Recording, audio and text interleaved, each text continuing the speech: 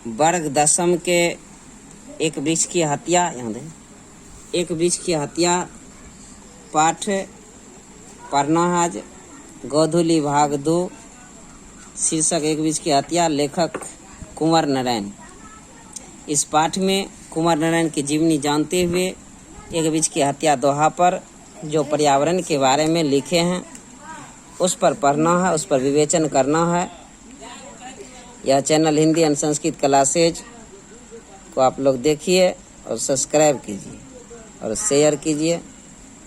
कुंवर नारायण हिंदी के महान लेखक और कवि भी रहे।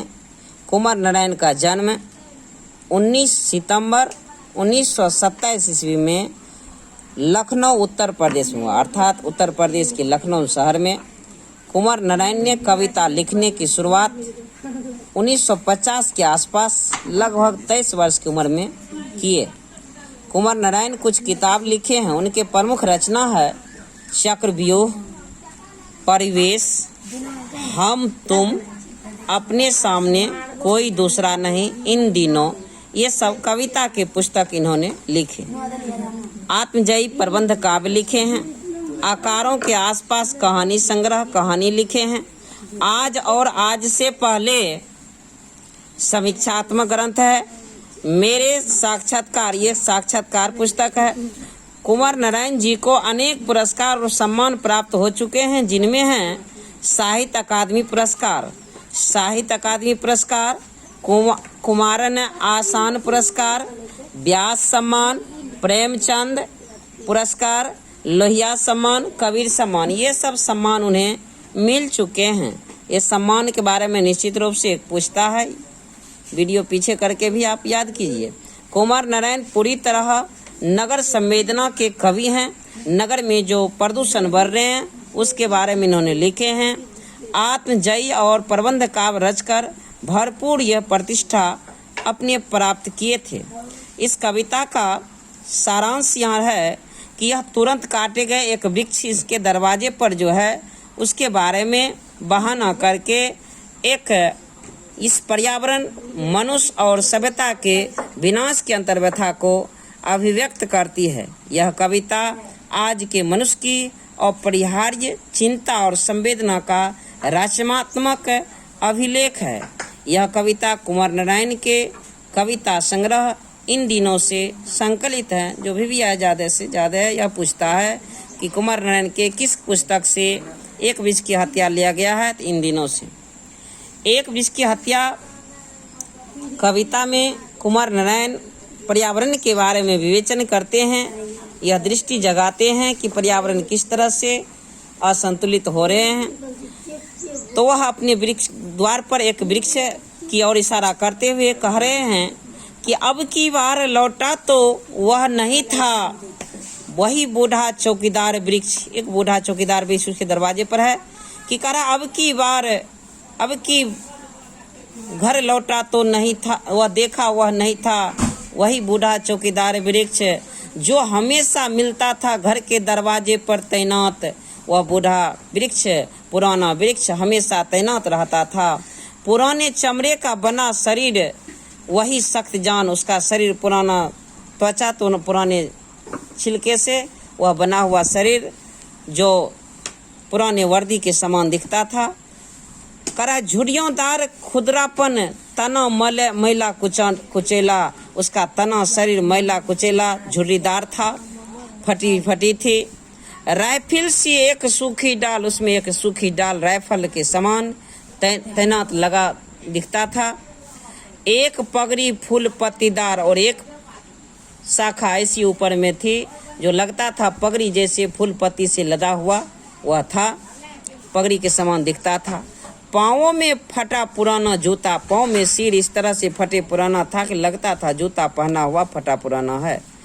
चरमराता लेकिन अखर बलबूता, वह चरमराता अपने अखर बलबूता फिर भी साहस लिए खड़े हैं। धूप में बारिश में, गर्मी में सर्दी में, बारिश में भी खड़ा है, सर्दी में भी, धूप में भी खड़ा है, गर्मी में भी खड़ा है। हमेशा चौकन्ना अपनी खाकी वर्दी में, अपनी खाकी वर्दी में हमेशा चौकन्ना रहता है, नहीं सोए हुए है। दूर से ही ललकारता कौन, मैं जवाब देता दोस्त। कुंवर नारायण देख अपने आप में यह कह रहे हैं कि मैं जब आते घर से कुछ दूर ही रहते तो वह मुझे पुकारता कौन है, तो मैं जवाब देता दोस्त, अर्थात और पल भर को बैठ जाता। जब मैं जाता तो उसकी छाँव में पल भर के लिए बैठ जाता और पल भर को बैठ जाता उसकी ठंडी छाँव में। दरअसल शुरू से ही था हमारे अंदेशों में कहीं एक जानी दुश्मनी। कोई विदेशी ऐसा था जो मेरे देश में दुश्मनी था, उनसे वह हमारे देश में प्रदूषण फैलाने का काम किया है। कह रहा है कि घर को बचाना है लुटेरों से, घर को लुटेरे से बचाना है, शहर को बचाना है नादिरों से, जो उग्रवादी अत्याचारी लुटेरे जो नगर को लूटना चाहते हैं, लूटते हैं, उससे हमको बचाना है। तो घर को बचाना है लुटेरों से, शहर को बचाना है नादियों से, देश को बचाना है देश के दुश्मनों से। जो देश के दुश्मन है, जो देश में अत्याचार करते हैं, वह उससे बचाना है। बचाना है नदियों को नाला हो जाने से। जब नदी गंदे हो जाएंगे, नदी में गंदे जल रहेंगे, नदी नाला के समान होगा, उसका पानी प्रयोग योग्य लाभदायक नहीं होगा, हानिकारक होगा, तो नदी नाला के समान हो जाएगा। उससे बचाना है, नदियों को नाला हो जाने से बचाना है। हवा को धुआं हो जाने से, हवा में भी अगर धुआं मिल जाएगा जो हानिकारक हवा होगा तो उससे वह भी धुआं के समान होगा, अर्थात हवा को भी दूषित होने से बचाना है। खाना को जहर हो जाने से, अर्थात खाद्य पदार्थ में भी शुद्ध पदार्थ लेना है, जहरीला पदार्थ को हटाना है। जैसे फसल उत्पादन में भी पिरकनाशी इत्यादि का उर्वरक का प्रयोग कम से कम करना, खाने को जहर से बचाना है जंगल को मरुस्थल हो जाने से। जब जंगल खत्म हो जाएंगे तो मरुस्थल हर जगह हो सकता है, उससे बचाने के लिए कह रहा है हम वातावरण पर्यावरण शुद्ध रखें।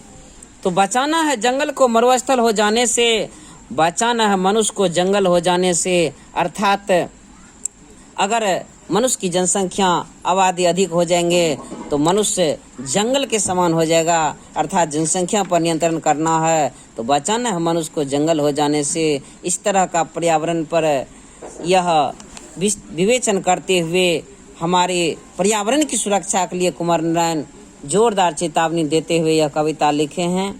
तो आप लोग पढ़िए।